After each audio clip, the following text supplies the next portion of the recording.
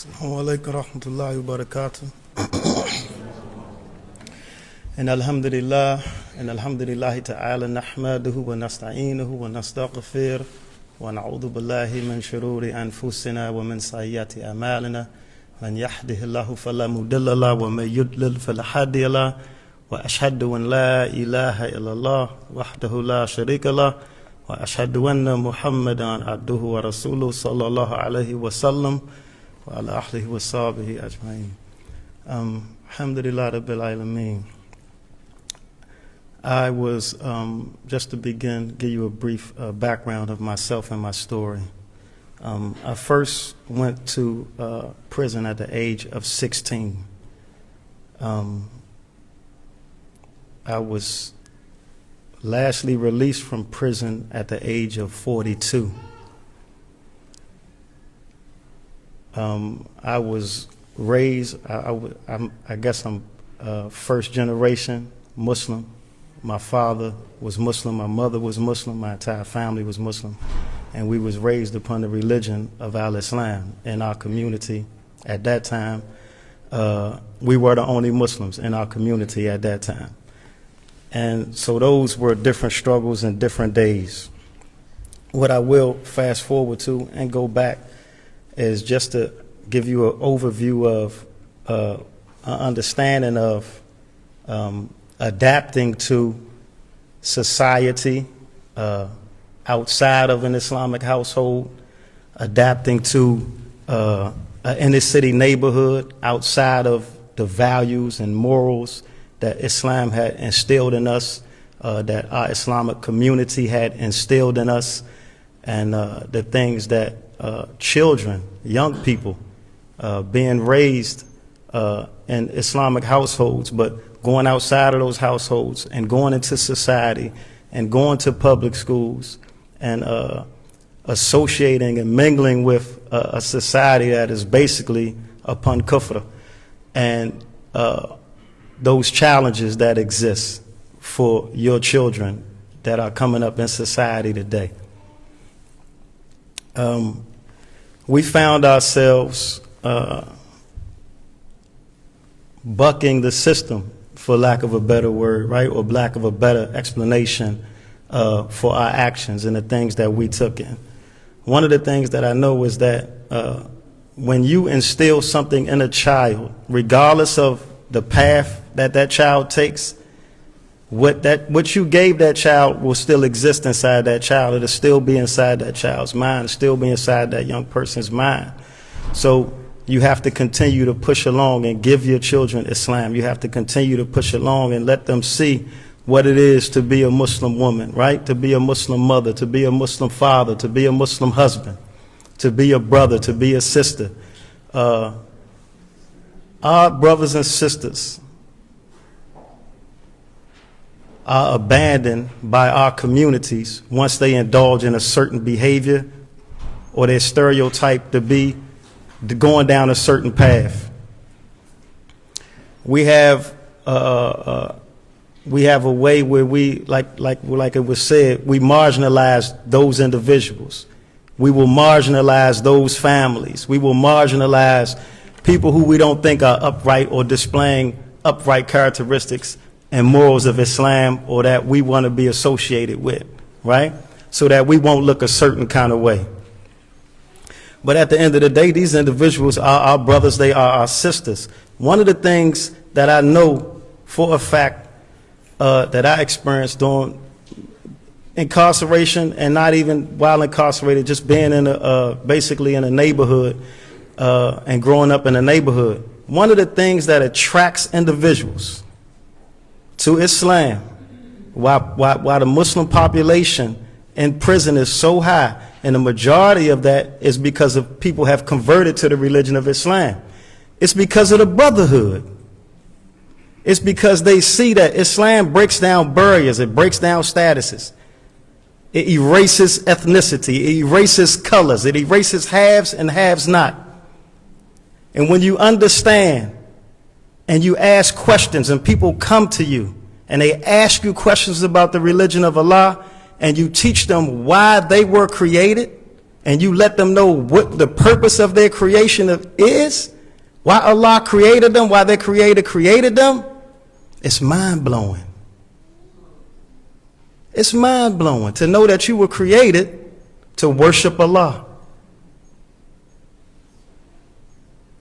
This pulls people to the religion of Allah. This pulls people to want to know more about the religion of Islam. Everything that we were taught as Muslims, as Muslim children growing up, and the actions that we display, regardless of how we lived our lives, it's dawah. It calls the people and it pulls the people to us and makes them ask us questions. But we cannot leave our children by the wayside. When I returned home in 2017, the most important thing that I knew that I needed was structure and support. The support and structure that I knew that I needed had to come from not only my family, but from the Muslim community. It's extremely important that Muslims have and feel that support from the Muslim community, that they're not ostracized by the elders in the community and by their peers in the community who didn't take the path that they took.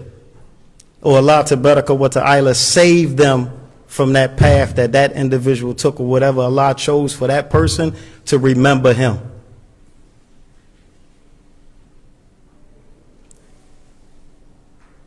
We returning citizens, Muslims, back into the community, we literally have to seek out and find that community.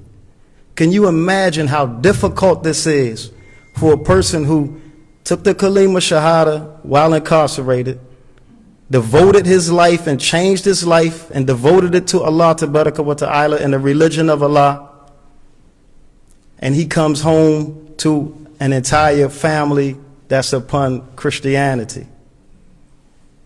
He has nowhere to turn. I've met brothers who've cried because they became Muslim in an institution and they loved Islam. And they were told by their families, don't come out here with that. Don't come around us with that. And they said, Musa, where am I going to go? What Muslim community can I go to? What Muslim home can I go to? What support and what structure is there for me? It is lacking. It is lacking inside the system, and it is lacking severely outside of the system. The support and structure, the volunteerism from Muslims. On the stream thing, when the brother said that a Christian chaplain who was over top of Muslims reached out to him. Where are the Muslim communities that we represent, the masajids that we go to?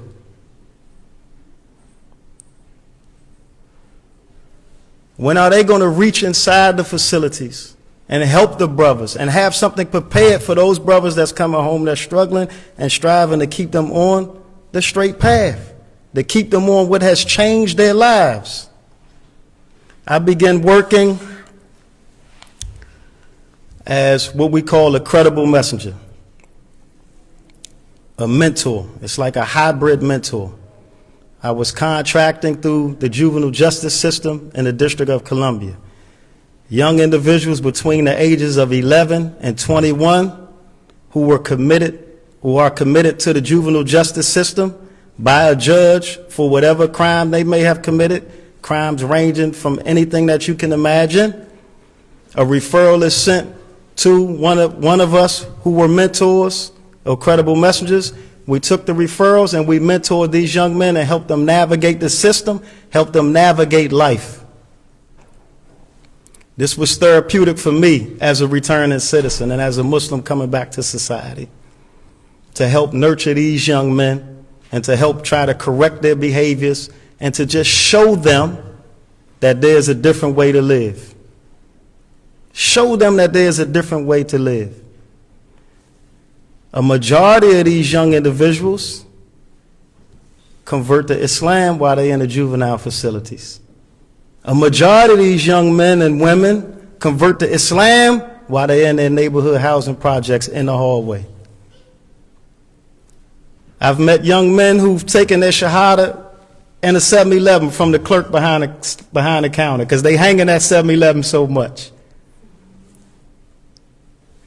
And those brothers they get greeted with smiles. But after they take their shahada, they throw them back to the street. They give them back to the street, subhanAllah. They give them back to the street. They give them back to the projects. There's nowhere for them to go. There's no Islamic community for them to attach themselves to.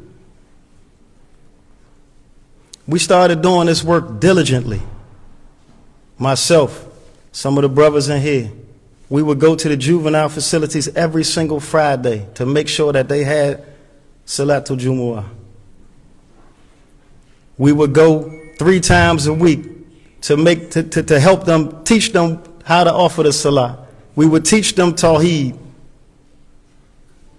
We would teach them the pillars of al-Islam. On our own time, we would do this because we know what a void is. We knew exactly what they needed. So we dedicated ourselves to that. We would call each other if one of us couldn't make it, to see if the other could make it during the month of Ramadan, to make sure that they knew what they were doing, that they were fasting correctly, to make sure that they knew the rights of the fast. We would go down there ourselves and break fast with these brothers. We would teach them.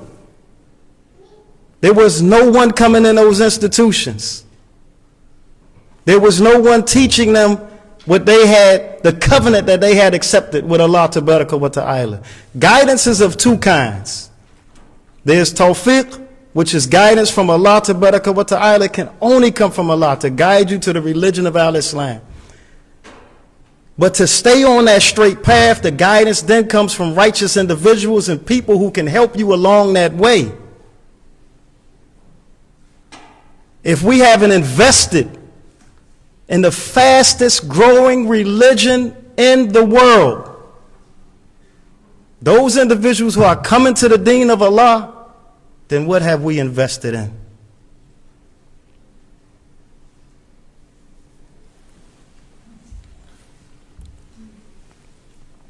Our work was good enough to the extent that DC government came calling, offered me a position in the Department of Youth and Rehabilitation Services. I accepted that position, and now, growing in that position, advocating, hiring individuals who are returning citizens, hiring individuals who are Muslims, questioning them when they come home to see what they are upon, seeing what they need, what resources they need, what structure that they have in place.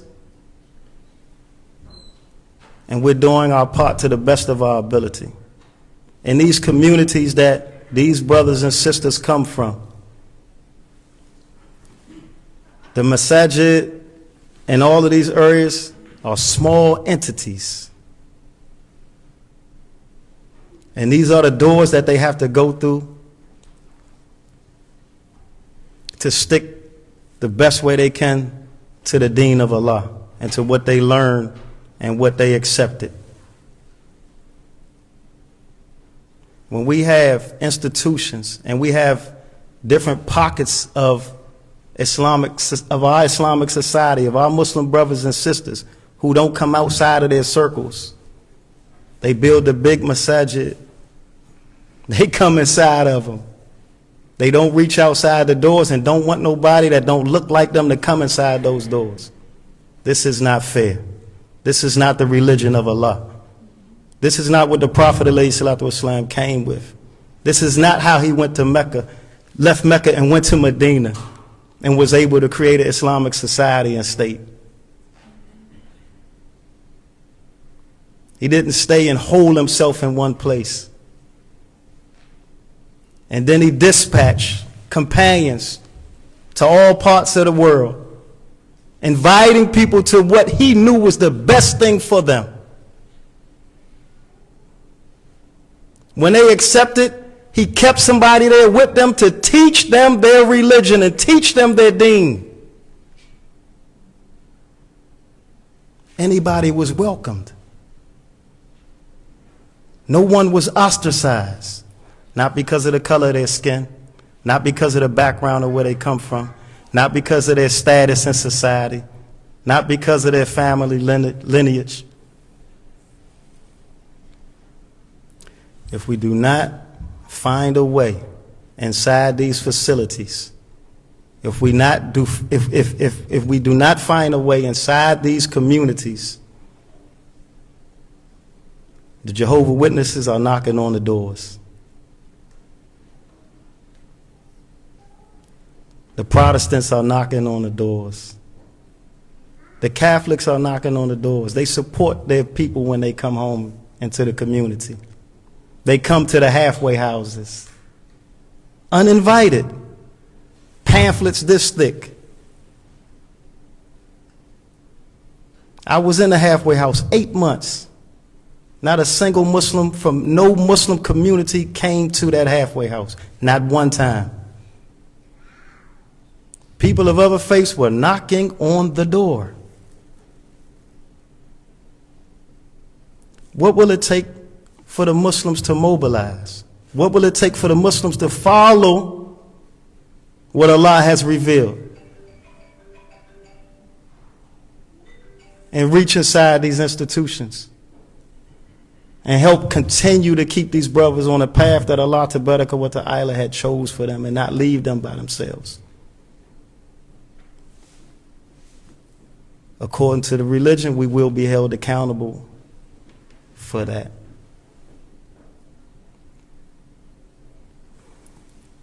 I think I've spoke long enough.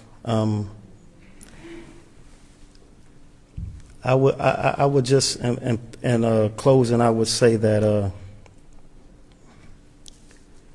and I always say we have to do more. We have to educate our children to the institution of marriage as Muslims. We have to encourage them to marry sooner than later. We have to raise our young men and young women to be husbands, to be wives. We have to raise them and let them see what sadaqah is and let them know what that looks like. We have to start and begin to have a presence in these communities where people are losing their lives, because these are communities where people are accepting the religion of Allah. Every prophet, alayhi wassalam, that came, that Allah Tabaraka wa